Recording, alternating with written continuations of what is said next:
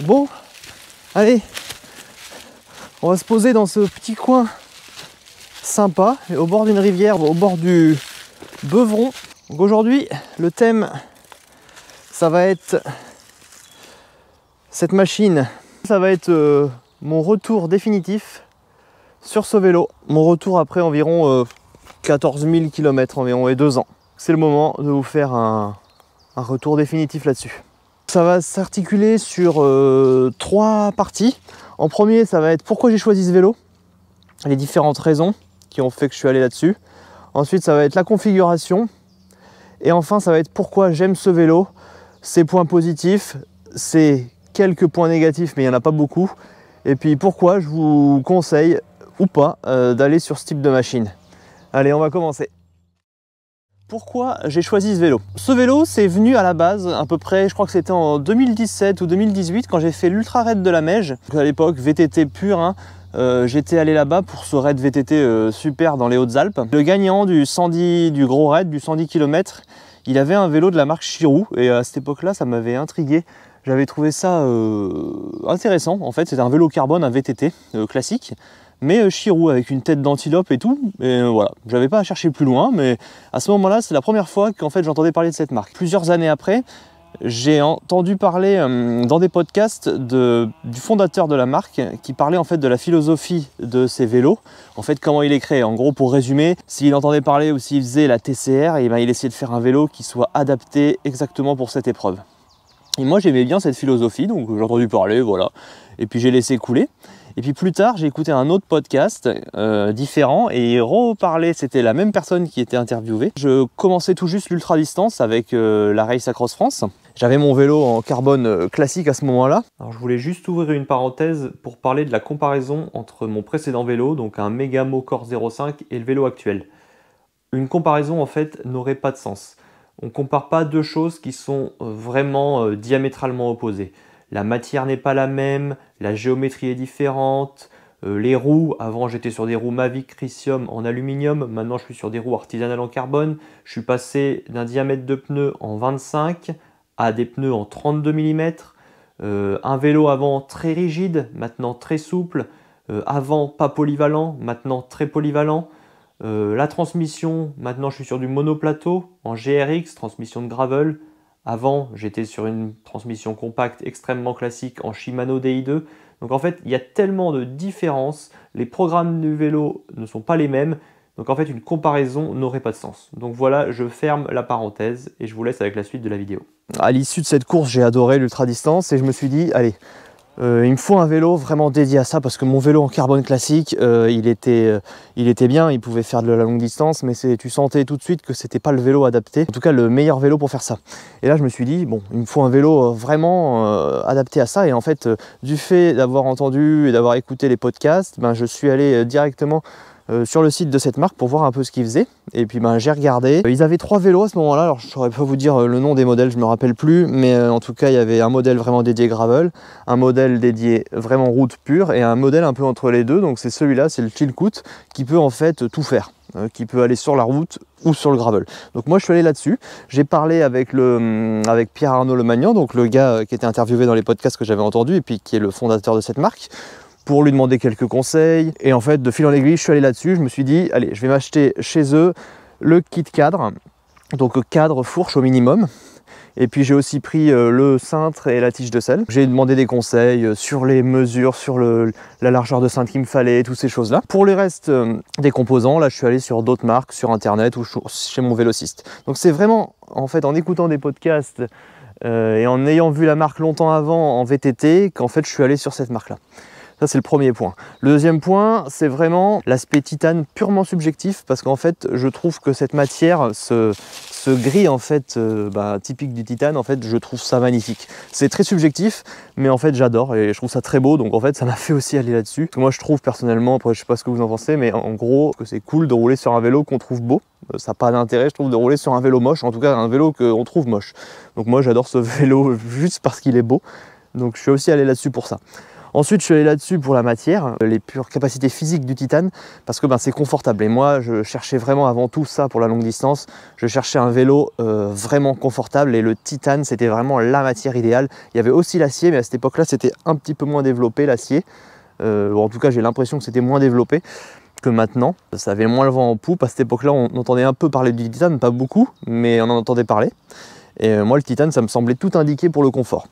Et puis enfin, le dernier point qui m'a fait aller sur le titane, c'est vraiment l'aspect durée de vie du cadre. En fait, quand on a un cadre titane, c'est un cadre, c'est une matière très solide, c'est une matière qui ne rouille pas. Et en gros, il me survivra. En fait, dans 30 ans, 40 ans, le cadre sera encore là. Les capacités physiques de la matière seront encore là. J'aurais peut-être changé la fourche, j'aurais changé les roues, mais au moins tout le reste sera encore là. Donc ça me plaît. Donc voilà pourquoi j'ai choisi cette marque et puis après ce vélo spécifiquement parce que moi je voulais un vélo à tout faire.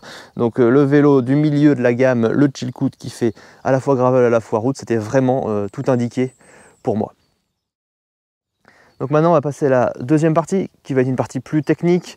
Après je vais aller assez vite quand même, mais c'est ma configuration actuelle qu'il y a sur le vélo et que j'ai depuis le début en gros pratiquement. Donc alors on va commencer par les périphériques. Donc comme je vous dis, le cadre déjà, mon cadre Chilkoot. Ensuite, la fourche, donc ça je l'ai pris avec le cadre, c'est une fourche titane. Une fourche carbone, la marque c'est CEC, donc c'est une marque distributeur de chez Chirou, en fait c'est Chirou qui fait ça. Ensuite, j'ai pris le cintre aussi chez eux en CEC, donc c'est un cintre de 440 cm, donc c'est en gros adapté à ma largeur d'épaule plus 2-3 cm. En gros c'est comme ça qu'il faut choisir la largeur de son cadre. Avec un léger flair sur le guidon qui permet comme ça de faire un petit peu de gravel, avoir surtout de la maniabilité dans le tout-terrain et puis c'est assez agréable des fois en route dans les descentes, mais sinon voilà, c'est pas une obligation. Et puis j'ai pris une tige de selle titane aussi CEC, donc là j'ai pris titane plutôt que aluminium ou carbone parce que je me suis dit c'est l'élément en dessous de la selle où on est assis et là je veux rajouter un petit point de confort, donc je me suis dit tige de selle titane. Donc voilà ce que j'ai pris chez Chirou. Ensuite, autre point très important, c'est les roues. Donc là, je suis allé sur des roues artisanales, les roues turbo, qui sont vraiment bien. Donc c'est un mec qui fait ça, c'est dans le Limousin, c'est Mathieu Bieloff, les cycleries Bieloff. Donc là, c'est un peu comme Chirou. J'ai entendu parler, il était en interview et j'ai entendu parler dans un podcast, Potzel. Et en fait, c'est là, en fait, je me suis dit, allez, des roues artisanales, d'où j'en ai entendu parler, ah il y a ce mec-là qui en fait, je l'ai contacté, je lui ai demandé conseil et il m'a orienté sur ces roues-là. Donc là, c'est des roues en 35 mm, si je ne me trompe pas, de haut, 21 mm en largeur interne, des roues carbone, des roues vraiment top. Je les ai depuis 2 ans, elles n'ont pas bougé d'un poil, c'est vraiment super. J'ai pris 28 rayons pour en avoir beaucoup parce que c'était le but, c'est de faire de la longue distance. Je veux du solide, s'il y a un rayon qui pète, je veux pouvoir continuer à rouler. Donc voilà pour les roues. Ensuite, pour continuer, potence. Bon là j'ai pris une potence en aluminium Nito, c'est la marque. Donc ça c'est une potence, je l'ai pris parce qu'elle était très belle. Et puis après je l'ai pris de 90 mm. Si je me trompe pas c'est ça. C'est adapté en fait à ma morphologie et à mes mensurations. Ensuite la selle. Donc là la selle c'est une Brooks. C'est une selle que je me suis fait conseiller par mon vélociste et puis je l'ai depuis, je l'adore. Donc il faut prendre bien le temps de la régler, trouver les hauteurs de selle, le recul, bien la mettre horizontale en fonction de... Moi je l'ai bien mis vraiment en plate, bien horizontale. Mais quand elle est bien réglée, c'est vraiment super, moi j'adore cette selle. Ensuite on va parler de la transmission. Donc là la transmission, c'est l'élément qui a été le plus compliqué à choisir sur mon vélo. Parce que je ne savais pas, est-ce que je mets du double plateau, du monoplateau, qu'est-ce que je mets comme cassette et tout. Donc là, premier point, je me suis dit, allez, on va partir sur monoplateau. J'avais ça en VTT, j'aimais beaucoup parce qu'il y a un côté simplicité, mais aussi parce que en fait maintenant, avec les cassettes qui existent, on a un étagement qui est très bon. On peut tout faire, on peut grimper, mais aussi bien rouler. Donc je suis allé sur le mono. En 40, ça me semblait un bon compromis. C'est très classique, mais bon, c'est très bien. Et à la base, j'avais une cassette à l'arrière de 11,42, donc 11 vitesses, le plus petit pignon à 11 dents et le plus grand à 42. Là, actuellement, je suis à 46 parce que je voulais avoir encore un peu plus de capacité à mouliner. Je l'ai senti dans les Pyrénées quand j'étais avec mon 42, ça passait, mais il fallait quand même bien forcer. Avec le 11,46, c'est un petit peu mieux. Bon, théoriquement, c'est pas montable normalement avec ce dérailleur qui est un GRX 810, mais dans la pratique, on peut le faire en le réglant bien, ça peut passer. Donc comme j'ai dit, dérailleur arrière GRX 810, pédalier GRX, Voilà, c'est du très bien. J'ai pris du GRX parce que je me suis dit je veux un truc qui puisse faire route et gravel et qui soit fiable. Donc ça c'est vraiment top. En gravel, bon bah c'est une transmission gravel classique, donc c'est très bien fait pour le gravel, mais pour la route ça passe tout à fait. C'est peut-être au niveau du poids qu'on va perdre un peu, on va prendre quelques grammes avec ça, mais honnêtement ça fait le job sur route sans aucun problème. Et moi avec cette transmission, ben, je fais tout en fait. Je peux à la fois envoyer fort et rouler vite, et puis à la fois grimper aux arbres. Donc moi je valide, j'adore. Et puis ben, l'étagement est très bon. Ce qui peut rebuter certains, ce qui peut être un peu compliqué, c'est que des fois entre certaines vitesses, il y a des grands espaces. Et des fois ça peut être un peu bizarre pour certains. Il n'y a pas la progressivité qu'on va avoir avec un double plateau où là, ben, dès qu'on va passer d'une vitesse à l'autre, on va pratiquement pas sentir la différence, mais on va quand même avoir au final une énorme gamme de vitesses. Mais après ça c'est un choix personnel. Pour ce qui est du freinage, là je suis allé sur du GRX toujours. Frein à disque, hydraulique, c'est du haut de gamme, hein, 810 c'est le haut de gamme GRX hein, si je ne me trompe pas. Donc des très bons freins, ça bouge pas, en gravel road c'est super. Voilà, les manettes vitesse, ben, il n'y a que l'arrière, hein, et puis les freins c'est pareil, je suis allé sur du GRX 810. Et donc voilà, je pense qu'on a fait le tour pour le vélo. Si les pédales, j'ai mis des Crank Brother Egg Beater.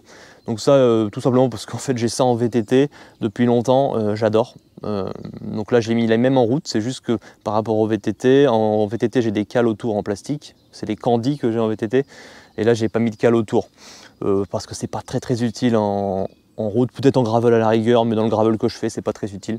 Donc voilà, moi j'adore ces pédales, elles sont légères, elles sont très faciles d'entretien soi-même, et puis elles peuvent se clipser dans tous les sens, et ça je trouve ça assez cool de ne pas se soucier en fait d'avoir la pédale dans le bon sens quand on clipse son pied. Donc voilà pour la config. Donc c'est une config, on pourrait dire, c'est pas on pourrait dire, hein, c'est une config de gravel très classique. Moi je l'utilise en route et ça fait tout à fait le job. Si vous êtes hésitant, essayez de tester. Vous allez voir, c'est pas mal. Honnêtement, ça le fait le job. Parce que c'est vrai que les grands classiques sur la route, on voit double plateau, 50-34, 11-30 derrière, c'est du grand classique ça. Mais il existe d'autres choses, il existe d'autres possibilités. Et ça fait le job. En tout cas, pour moi, ma pratique, ça c'est très bien. Donc voilà pour la config. Et quand j'y pense aussi, en plus des freins, j'ai des disques de frein que j'ai, la marque c'est Elved, 160 mm si je ne me trompe pas. Donc je les ai pris ceux-là tout simplement parce que esthétiquement ils allaient bien, je trouve, avec mon vélo. Je les aimais bien en rouge comme ça, et ça allait bien avec les moyeux des roues. Donc voilà, c'est purement esthétique. Puis je crois que j'ai rien oublié. Après moi j'ai fait tous mes réglages au fur et à mesure, ça prend du temps de faire les réglages. Au début on fait des réglages de base et puis on affine, et même encore maintenant j'affine des choses. Là il y a encore peu de temps j'ai modifié ma position de selle au bout de 2 ans. Et maintenant on va passer à la troisième partie. Pourquoi j'aime ce vélo? Ce vélo, je l'adore, mais vraiment je l'adore parce qu'en fait avec déjà je peux tout faire, c'est-à-dire qu'avec je fais des sorties d'ultra distance jusqu'à 1000 km pour l'instant, mais on peut tout à fait faire plus. Je fais des sorties par étapes, des sorties sans m'arrêter. Je fais des sorties cyclo du dimanche où ça va super vite, où on fait du 32 moyenne en attaquant dans toutes les bosses sans problème avec ce vélo. Bon, au bout d'un moment j'ai quand même des limites parce que quand ça va vite, ma transmission quand même elle est un peu limitée pour ce genre de pratique, mais bon, ça le fait quand même avec les jambes. Je fais des sorties pépères, des sorties découvertes, je fais du gravel plus ou moins engagé, je vais dans les singles dans lesquels je vais avec mon VTT. Donc en fait, je fais vraiment tout avec ce vélo et c'est ça que j'aime. Et ce vélo, il m'a fait découvrir une autre philosophie aussi de la pratique, où avant, avec mon vélo carbone, j'étais plus dans une philosophie où en gros, quand je faisais une sortie, il fallait que je fasse 30 de moyenne. C'était un peu débile, hein, mais en gros, si j'avais 29 de moyenne sur mon compteur et qu'il me restait à peu près une demi-heure, il fallait que j'accélère pour avoir 30. C'est complètement ridicule, hein, ça sert à rien, mais il fallait que j'ai 30, il fallait avoir des gros chiffres, de la vitesse. Après, je prenais plaisir à faire des sorties, mais à cette époque-là, voilà, c'était vitesse. Avec ce vélo-là, j'ai redécouvert un peu plus de simplicité, un peu plus de tranquillité. Et maintenant, de toute façon, je peux pas. Avec ce vélo-là, même si je suis en forme, allez, dans ma région, je fais du 28 de moyenne sur une sortie de 40-50 km. Là où avec mon autre vélo, ou avec un vélo plus classique en carbone, je ferais du 32 peut-être en solo. Avec lui, je fais 28. Mais voilà, mais après... qu'est-ce que ça change, qu'est-ce qu'on s'en fiche? Moi honnêtement je m'en fiche, je prends du plaisir en fait avec ce vélo, je roule partout, je prends tout type de route, je vais dans des petits chemins, des routes cabossées, je me pose pas de questions, que ce soit avec des roues de gravel ou des roues en 32. parce que je roule en route 32 pour la route. C'est un vélo pur plaisir, un vélo que j'ai plaisir à sortir à chaque fois, quelle que soit ma sortie, que ce soit une sortie courte comme aujourd'hui où je vais peut-être faire que 20 bornes et où je me balade, ou que ce soit une sortie super dynamique où je vais faire un peu de fractionné, des choses comme ça. Donc voilà, c'est purement subjectif, mais moi j'adore ce vélo. Le montage que j'ai fait, il me va très très bien, j'ai pas de modif à faire dans le futur. Comme je vous ai dit, la seule chose c'est la cassette que j'ai changée, j'étais à 11,42, je suis passé à 11,46, mais sinon tout le reste c'est pareil. La seule chose que je vais faire, ça fait longtemps que je le dis, mais là je vais vraiment le faire cette année, je vais me prendre une deuxième paire de roues. Je vais garder en fait, finalement, celle-ci je vais la garder pour le gravel. Paire de roues classique que je vais garder pour le gravel, elles sont très bien pour le gravel ces roues là, et en fait je vais rester chez Turbo, mais là je vais me prendre une paire de roues un petit peu plus extrême, un peu moins de rayon, un peu plus haute, peut-être du 40, du 45, peut-être avec un profil en vague, là on appelle ça wavy, des roues peut-être plus légères, un autre moyeu, des moyeux hop sûrement, parce qu'ils sont beaux, et puis c'est de la très bonne qualité, et pour vraiment la faire de la route en fait, vraiment comme ça. Donc en fait celle-là pour le gravel et une autre paire pour la route. Mais sinon, pas trop de modifs, à part ma guidoline que je change tous les 4 matins, mais sinon il n'y a pas trop de changements, le vélo me va comme ça. C'est vraiment un vélo que j'adore, c'est peut-être dans les différents vélos que j'ai eu mon préféré, le vélo que je ne revendrai jamais, que je quitterai jamais, c'est un super vélo. Donc il fait tout. La seule limitation qu'il a, c'est vraiment pour les sorties très rapides. On ne pourra pas faire des courses, les courses du dimanche ou les courses où ça va vite en peloton. Ce genre de vélo, il va être limité. Après, si vous changez la transmission, vous changez les roues, peut-être que si, mais dans la config actuelle, il n'est pas fait pour ça. Mais pour tout le reste, ça va très très bien. Et pour son usage de base, ou en tout cas son usage d'origine qui est la longue distance, l'ultra distance, c'est un vélo parfait. Il vous fera traverser des continents, traverser la planète, hein, si vous voulez.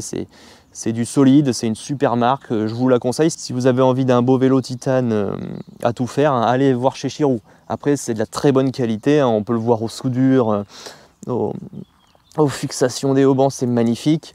C'est un petit peu cher, mais c'est un investissement sur l'avenir. Hein. Là, quand on achète ce genre de vélo, c'est comme quand on achète une voiture de collection. Hein. On n'achète pas un truc standard, on n'achète pas une Clio ou un Scénic. Hein. Là, on achète quand même un truc qui va rester dans le temps, qu'on va garder. Il y a des chances qu'on le garde toute sa vie, quoi. C'est sentimental, en fait, ce genre de vélo. Moi, si je devais vous conseiller ce genre de vélo, je vous dirais allez-y. Après, faites votre configuration à vous. Hein. Choisissez votre cadre et puis faites la config qui vous va à vous, les composants qui vous plaisent. Allez déjà sur un vélo au niveau du budget qui vous correspond. Ensuite, faites quelque chose qui vous plaît niveau esthétique. Et puis après, choisissez les composants qui sont liés à ce que vous allez faire avec. Prenez pas exactement la même chose que vous avez vu sur une vidéo ou que vous avez vu chez quelqu'un. Faites vraiment le vélo personnalisé si vous pouvez. Ça vous reviendra pas vraiment plus cher qu'un vélo complet.